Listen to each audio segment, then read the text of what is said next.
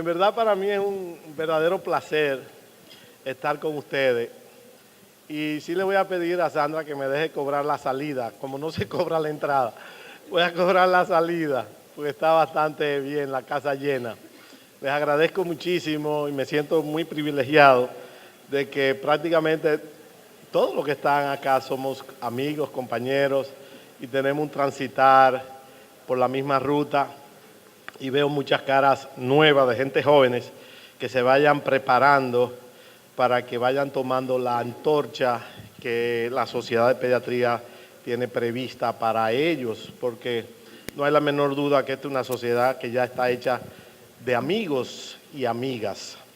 Bueno, este es un tema que sé que es de la cotidianidad de todos ustedes y que además de ser de la cotidianidad, conlleva algunos retos y situaciones en las que en ocasiones nos cuesta un poco de trabajo llegar a donde queremos. Y vamos a ir viendo algunos temas, esto no es nada rebuscado, es algo de la cotidianidad, pero quise traer esta imagen de lo que era una neumonía antes de la era antibiótica, en la era antes de los antibióticos, 1929. Entonces, en este sentido, vamos viendo cómo evolucionaba un paciente hasta que moría, ¿sí? Pero eso fue en el 1929 en Estados Unidos, pero aquí se sigue viendo esto, ¿sí? Se sigue viendo esto.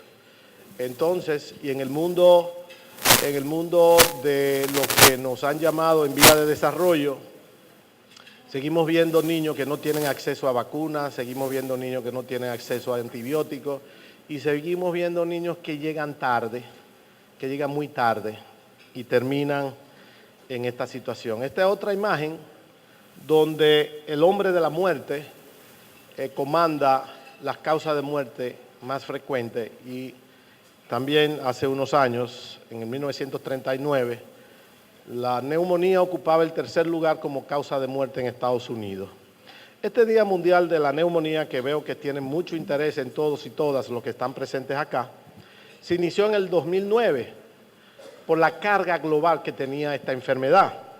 Para aumentar la conciencia acerca de la neumonía, principal causa de muerte en infecciones de tipo infecciosa en niños menores de 5 años en el mundo, promover intervenciones para prevenir. Estamos viviendo un mundo donde la prevención es fundamental y tratar la neumonía y poner de relieve enfoques y soluciones a la misma.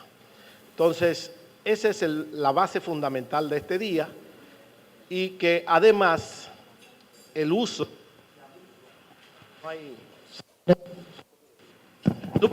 y abuso de los uso y abuso de los antibióticos nos conlleva a la resistencia y a creación de nuevos antibióticos. Hay que hacer conciencia sobre esto. La década de los 90 se le llamó la década de la resistencia. Yo recuerdo que sacaron de circulación el trimethoprim sulfa porque todo era resistente y en base a eso debemos hacer también conciencia sobre el uso y abuso de los antibióticos. La neumonía adquirida en la comunidad, como normalmente se le conoce, es una de las causas infecciosas más frecuentes de mortalidad a nivel mundial. Su magnitud y severidad se concentran en los niños menores de 1 año. Residen en países en vías de desarrollo y nosotros estamos ahí mismo, en ese mismo trayecto del sol. Anualmente se registran de 140 a 160 millones de episodios nuevos de neumonía adquirida en la comunidad, con un 8% de hospitalizaciones. La tasa anual es de 270 por 1000, principalmente entre los lactantes menores de 2 años, y la letalidad promedio es de un 4% de los pacientes hospitalizados y menos de un 1% de los pacientes ambulatorios. Debemos, en ese sentido, afinar muy bien lo que es la prevención, y si no la logramos, oportunidad del tratamiento, y si no la logramos, lo mejor sería prevenirla. Ya recordemos hace unos años que se inició en el país la aplicación de la vacuna contra el neumococo, que todavía no hay tiempo, pero veremos posteriormente el efecto positivo de la misma. La neumonía adquirida en la comunidad, la que aparece en sujetos que conviven en la comunidad y que no han sido hospitalizados en los últimos 7 días. Las demás ya sabemos que si el niño está hospitalizado, pues ya entraría en otra categoría de neumonía de adquisición intrahospitalaria, si había estado hospitalizado. Entonces, neumonía e infección aguda de parénquima pulmonar que genera manifestaciones sistémicas, síntomas respiratorios agudos y que se acompaña de infiltrado en la radiografía de tórax. Algunos han hablado de diferentes definiciones y han insertado siempre el aspecto de la radiografía de tórax para localizar, hablar de la dimensión y hasta las complicaciones. Pero no es fundamental tener una radiografía de tórax para llegar a un diagnóstico de neumonía. La neumonía es complicada, es la infección del parénquima pulmonar más otro efecto patológico como absceso, derrame pleural y empiema, que son las complicaciones habituales cuando se presenten las mismas.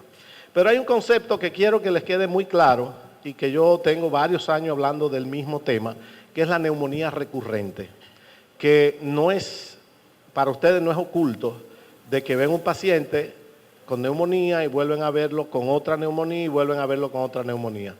¿Y por qué? Tenemos que afinar esa parte.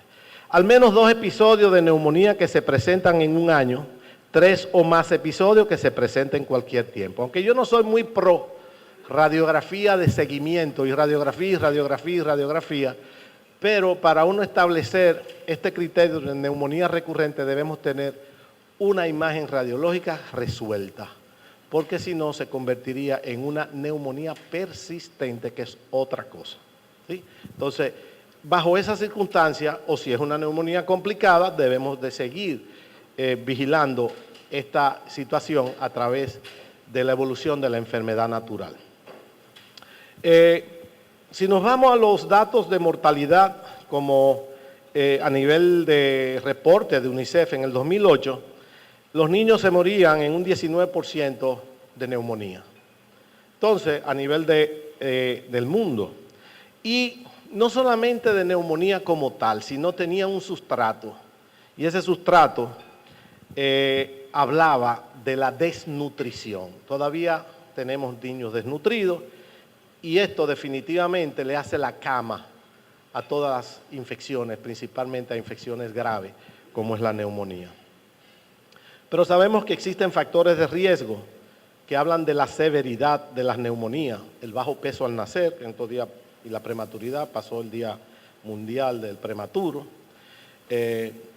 ausencia o suspensión precoz de la lactancia materna. Señores, no hay la menor duda que es la herramienta preventiva más importante que tiene el hombre. Ahora mismo estuvimos en un congreso de lactancia materna internacional en la Ciudad de México y se habló mucho del switch que prende y el switch que apaga. Ustedes entran aquí y prendemos y salimos y apagamos.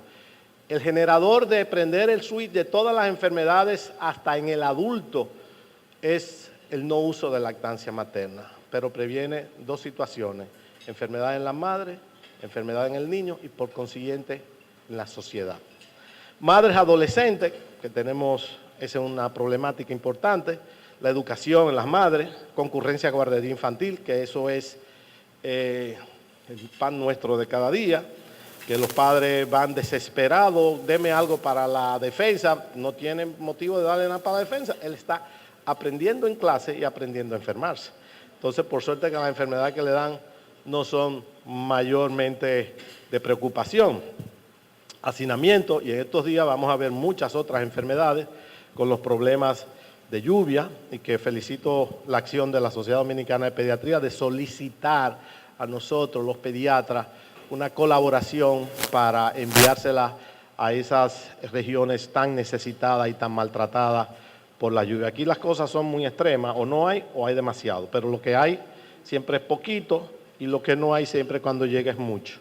Falta de inmunizaciones, definitivamente, que la vacuna del sarampión, la de pertussis, neumococo, hemófilis, influenza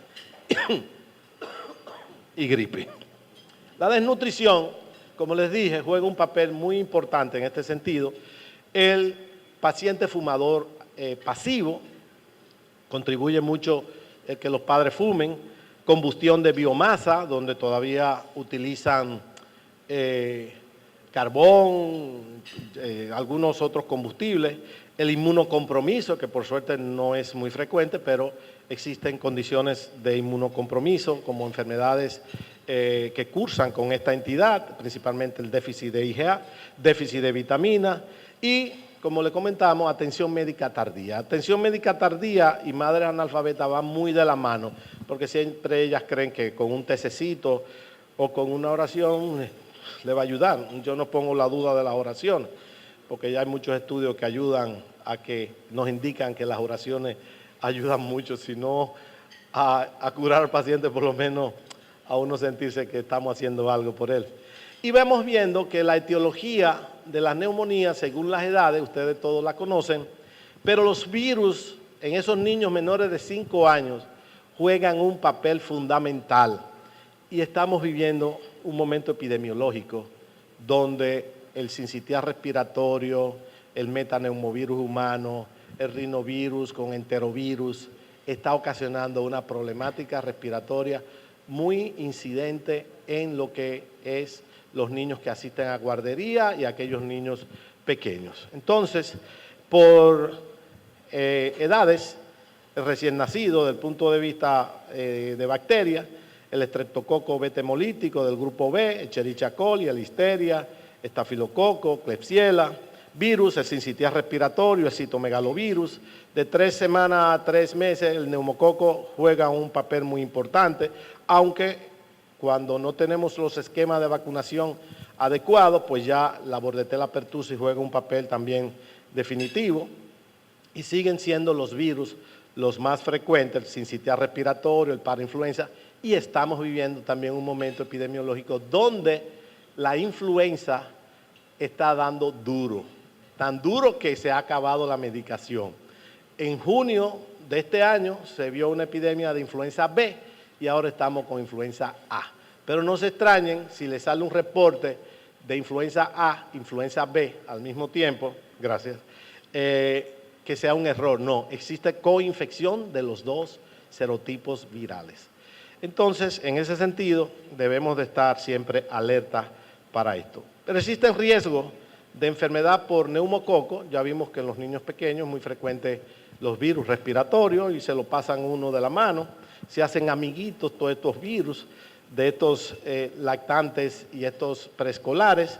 Y vamos viendo que los niños menores de 2 años tienen un riesgo incrementado para sufrir enfermedad invasiva por el neumococo y que a medida que pasan los años este riesgo va disminuyendo y a medida que algunos de nosotros llegamos a la juventud de la vejez, tenemos el riesgo de volver a convertirnos, no en niños, pero quizá con un poquito más de experiencia, pero nos convertimos también ya en riesgo de estas enfermedades ocasionadas o producidas por el neumococo. Cada 15 segundos muere un niño de neumonía en el mundo. 15 segundos, señores. Principal causa de muerte en niños menores de 5 años alrededor del mundo. Más de 150 millones de episodios de neumonía en países pobres. 11 a 20 millones de hospitalizaciones. La carga es grande. Más de 2 millones de niños de menores de 5 años mueren cada año y presenta cada uno de 5 muertes en niños menores de 5 años. ¿Qué significa eso? Que está pasando algo, que está ocurriendo, que no tenemos. Tenemos que afinar muchas cosas. Dentro de las manifestaciones clínicas que todos saben y manejan, la fiebre es importantísimo para que la madre, cuando el niño tenga fiebre, acuda al médico. Dificultad respiratoria, frecuencia respiratoria elevada, tos, anorexia, el niño deja de comer. La madre te dice, no quiere el seno, no quiere comer, rechazo a la vía oral. Y a nivel de la exploración vamos a tener estertores, que pueden ser bronquialveolares, disminución de los ruidos, cualquier dato que a ustedes le parezca de importancia, usted tiene que pensar en una enfermedad severa, en una infección respiratoria aguda severa. El diagnóstico clínico, basado en interrogación y una exploración física cuidadosa, son suficientes para establecer el diagnóstico. La radiología es el método más útil para establecer la localización y extensión. Hay aspectos microbiológicos y aspectos de laboratorio en general, que a lo mejor lo veamos más adelante, pero para aquellos que están siempre llevándose de la mano de las indicaciones de OPS, se habla de criterios diagnóstico estándar de OPS y OMS, respiración rápida en niños menores de 2 meses, más de 60 respiraciones por minuto, de 2 a 12 meses, más de 50, mayores de 12 meses, más de 40. Estos datos son de mucha importancia para aquellos médicos que están en atención primaria, poder tener un clic y pensar en la posibilidad de un proceso respiratorio severo. Por supuesto que si estas manifestaciones de aumento de la frecuencia respiratoria están asociadas a sibilancia expiratoria, no están asociadas a fiebre y demás, bueno, pues quizás no hablemos de neumonía per se, sino estamos hablando de un componente de una bronquiolitis que también puede ser una infección respiratoria aguda severa y se puede complicar con una neumonía de tipo viral, principalmente el sincitial respiratorio. Tos y fiebre agregado a esto, ya usted tiene un diagnóstico de neumonía y no necesitan muchas cosas para hacer, sino o derivar el niño oportunamente o tratarlo adecuadamente. Y los signos de peligro que podemos tener es que el niño tenga tiraje. Entonces, criterios de severidad según OMS, leve taquipnea, moderada tiraje universal y grave incapacidad para aceptar, deglutir y tolerar la vía oral, somnolencia, convulsiones, estridor, reposo, cianosis, aletonazal. Es un paciente que está grave. No perdamos tiempo en esto. Pruebas de laboratorio que habitualmente se usan, bueno, hemograma, velocidad de sedimentación, PCR. Esto no es fundamental. Lo importante es lo que ustedes piensen y la estrategia que tengan inmediata para iniciar tratamiento. Otros específicos, el hemocultivo, cultivo de líquido pleural en caso de determinación de antígenos virales, aglutinación en látex, método serológico, reacción en cadena de la polimerasa, que ahora se está haciendo en el país para detectar si la condición es viral y eso reduce el uso de antibióticos en casi un 75%. Porque dígame usted, aquel niño que llega a la emergencia, y que llega a su consulta y usted lo tiene que hospitalizar y usted no tiene esta prueba realizada, aunque tiene un costo elevado, pero la hospitalización, el uso de antibióticos, el ausentismo laboral de la madre, pues conlleva un gasto mayor. Entonces, se hacen este tipo de pruebas, al que lo pueda pagar, ojalá y eso se ponga gratis, y detectamos ahí, yo he detectado, primer caso de metaneumovirus humano que yo he tenido, lo encontré a través de esto, es un niño que hizo una bronquiolitis severa. Entonces, hay un dato que a mí me gusta bastante, se ha cuestionado, pero yo lo uso, que es la procalcitonina, que es una molécula precursora de la calcitonina, donde se han encontrado niveles elevados en infecciones bacterianas y bajos niveles en procesos de tipo virales. Y esto es otra condición que te puede ayudar a la decisión o no del uso de los antibióticos. Y también, además del uso de los mismos, cuando así lo indica, pudiera decirte cómo va la respuesta terapéutica en este tipo de pacientes que se utiliza este tipo de prueba y que está siendo utilizada. Y fíjense que puede reducir en prácticamente un 72% de los casos. Eso es en los lugares donde tenemos muy buena vigilancia sobre el paciente y tenemos los recursos para los mismos. El tratamiento, pues ya sabemos si es viral, bueno, a menos que no sea influenza, que tenemos medicina para la influenza, el oseltamivir, el zanamivir, que son inhibidores de la neuroaminidasa, pero en aquellos niños que sospechamos que la entidad es ocasionada por una bacteria, pues dependiendo de la edad, ustedes saben lo que ven muchos recién nacidos y lactantes pequeños, la combinación de ampicilina, más gentamicina, ampicilina, más cefotaxima y macrólidos también, aunque se está reportando cada vez más resistencia al neumococo, al uso de los macrólidos.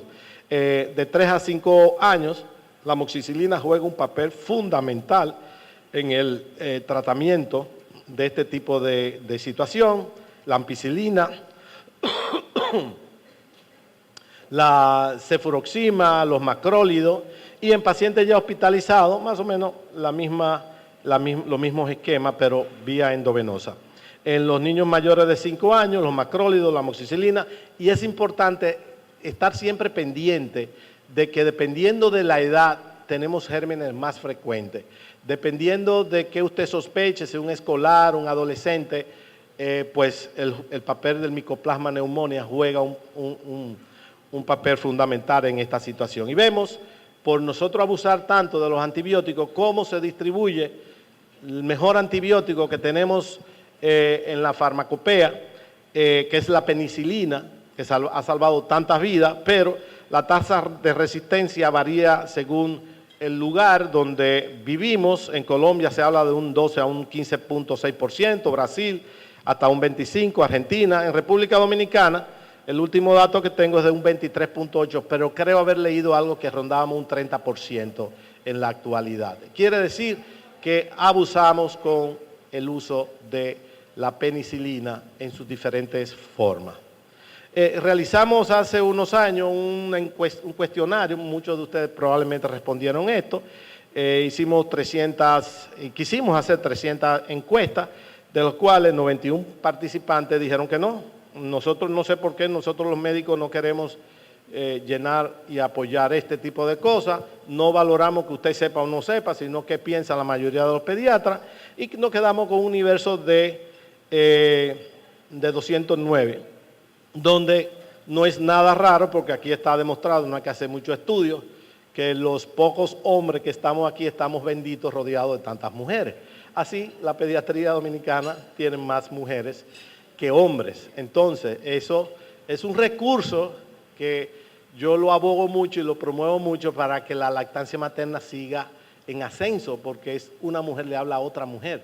Eso es precioso para que vean, pero si no tienen experiencia previa, bueno, pues no le van a poder abordar mucho. Entonces, vimos que los pediatras encuestados, algunos eran pediatras generales, otros pediatras neumólogos, otros pediatras neonatólogos, otros pediatras infectólogos, y con manifestaciones de tipo de diagnóstico, la mayoría de los médicos pensaban en que el diagnóstico se hacía clínico y podía ser sustentado también por estudios de tipo radiológico, y dependiendo qué tenían, pues el 29.7%, es decir, que somos más clínicos que está pidiendo estudios, hablaban que utilizaban la radiografía. Pero vemos acá cómo dentro de esta población que se estudió, teníamos, en cuanto al manejo, los infectólogos usaban más la citromicina, aunque no era un grupo importante, pero de 8, 7 utilizaban como primera elección la citromicina. Los neonatólogos usaban más la amoxicilina de primera elección. Los neumólogos también utilizaban más la amoxicilina. Las otras especialidades, porque habían endocrinólogos, cirujanos y demás, utilizaban también más la amoxicilina. Y los pediatras sin especialidades, esos que tienen la carga de la atención primaria, donde en una ocasión hicimos un evento muy interesante, el pediatra que tenemos al pediatra que queremos. Todos queremos ser súper mega especialistas, pero esos pediatras que se encuestaron en ese momento, el gran porcentaje utilizaba la amoxicilina, como apegándose mejor a lo que son las guías terapéuticas. Pero sorprendentemente, los que no tenían especialidad usaban también muchos mucolíticos y expectorantes. Los neonatólogos también lo utilizaban, y los neumólogos no utilizaban frecuentemente esto, pero sí utilizaban mucho más antipiréticos que otros. Eso te puede sacar un poquito más de luz de que nos preocupa el estado febril, y que muchas veces un niño con una hipertermia importante, con fiebre importante, pueden hacer unas manifestaciones de tipo más severa. Mientras usted revisa el paciente sin fiebre, ya controlada, pues el paciente va a estar de otra forma. Entonces, la aparición de complicaciones, el 66% de los pediatras encuestados, todos, incluía neumólogo, infectólogo y demás, decía que las complicaciones eran raras, el 66%. Un 22% hablaba de que las complicaciones eran muy frecuentes. Probablemente ese grupo de pacientes, de médicos, trabajaba en alguna institución donde recibe un número importante de pacientes, porque si usted va al hospital escuela o al otro hospital escuela, Los Minas, pues van a ver que quizás sea más frecuente ver ingresados niños con complicaciones que a nivel de la práctica privada general. Entonces, vamos a ver que los neumotórax, aunque se presentan en bajo porcentaje, es una complicación muy temida. La atelectasia, principalmente del lóbulo medio, también es frecuente y esta hay que tomarla en cuenta porque pudiera ser por compresión intrínseca como compresión extrínseca, y en adolescentes y en niños más grandecitos, pues nos obliga a pensar en un síndrome del lóbulo medio que pudiera ser secundario a una tuberculosis pulmonar. El absceso pulmonar, que se ve en 2 pacientes de cada 1000 pacientes que presentan neumonía, no es tan frecuente, pero es complicación muy temida. Los neumatoceles, principalmente asociados a estafilococo, eso es lo que se ha hablado siempre, aunque el neumococo también te lo puede producir, y el derrame completo de pulmón hace que se presente lo que es el empiema pulmonar con una frecuencia de 1 en 150 niños, es mucho más frecuente, y aquí vemos una sonografía donde se empieza a utilizar esto para cuantificar la cantidad de líquido que puede estar en ese espacio pleural, y ya no solo eso, ya es un elemento que se está utilizando en el diagnóstico y seguimiento de los pacientes con neumonía, que antes se hablaba que la sonografía no era buena para pulmón por el aire que contenía, pero ya hay estudios interesantes donde sale más barato y además del costo no hay radiación para este niño. Aquí seguimos viendo un niño previamente con un cuadro asmático, posteriormente desarrolla un proceso de tipo neumónico, hace una neumonía necrosante, y aquí vemos las imágenes radiológicas, las imágenes tomográficas, donde parte del lóbulo superior izquierdo estaba prácticamente comprometido en forma completa. Esta es la evolución. Aquí vemos ciertos niveles, cierto nivel, pero no se abscedó, por suerte. Y hay un dato que a mí me interesa mucho que ustedes estén muy claros, y es este es un niño que está leyendo el título de este doctor. Él le dice, bájate un poquito el pantalón y ponte a leer lo que dice ahí. Es sencillamente que le va a aplicar en ese entonces un antibiótico, pero lo podemos ver en esta época como la aplicación probablemente de una vacuna. Pero entonces, la muerte prevenible por vacunación en inmunización global, vemos que el neumococo puede prevenir un 28% de esta muerte, el sarampión, aunque está prácticamente erradicado, un 21%, el rotavirus, que tiene que ver con la parte gastrointestinal, hemófilo influenza un 15%, la tosferina, que es una realidad, el tétanos y otras. Estas son muertes prevenibles por vacuna, y el impacto que tiene la vacunación del neumococo, y así va a seguir saliendo a medida que vengan otras vacunas, principalmente de virus, la reducción en la mortalidad por sufrir este tipo de enfermedad ocasionada por el neumococo, enfermedad por neumococo invasiva, enfermedad con pacientes que tienen riesgos falsémicos y que hacen enfermedad por neumococo, estado de portador, reduce el estado de portador, efecto de rebaño, va a mejorar lo que es la calidad de vida de esos ancianitos que viven a veces con los nietos, de que nadie le va a llevar ese neumococo, aunque está recomendada la aplicación del neumococo en adultos mayores, la otitis media, la reducción, las visitas médicas, resistencia y uso de antibióticos a través de la aplicación de la vacuna del neumococo, y la neumonía, por lo que se ha hablado siempre que es costo efectiva la estrategia de aplicar la vacunación a estos niños desde el punto de vista de prevención. Ya estamos acabando, no se asusten, pero yo soy un seguidor de lo que fue en mi época de infancia y preadolescente, de los Beatles, y aquí John Lennon dice algo precioso. Vivimos en un mundo donde nos escondemos para hacer el amor. Qué rico, ¿verdad? Mientras la violencia se practica a luz del día. Entonces, hay cosas que, vamos a decir, que si son cortas, parecen pantaloncitos cortos, pero no hay la menor duda de que estamos viviendo en un mundo de mucha violencia, y que yo particularmente quiero agradecer el favor de su atención, de que ustedes han venido para simplemente reforzar algunos conceptos, y creo que hoy es el último día de este año que vamos a llevar un desayuno, ¿verdad? ¿O hay otro? No, yo creo que ya el 24 nos quedamos en la casa. Y esta es una imagen en la que yo quiero desearle feliz Navidad. Yo estoy cantando aquí con esta familia.